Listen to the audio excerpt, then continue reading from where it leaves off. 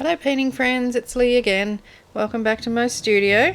So it's day 3 of the 12 Days of Christmas Movies collaboration, which is being run by Sue, whose channel name is Discovering the Art of Living. I'll put a link to Sue's channel in this video description, so you can pop over there after you finish watching this one and see what the other people that are involved in this collaboration have created. So the movie for today is How the Grinch Stole Christmas. I did this one in oil pastels, and I'd never used oil pastels before. I can't say that I love them. I'm not real happy with the drawing I did, but it is what it is. Consider subscribing to my channel if you're interested in art videos.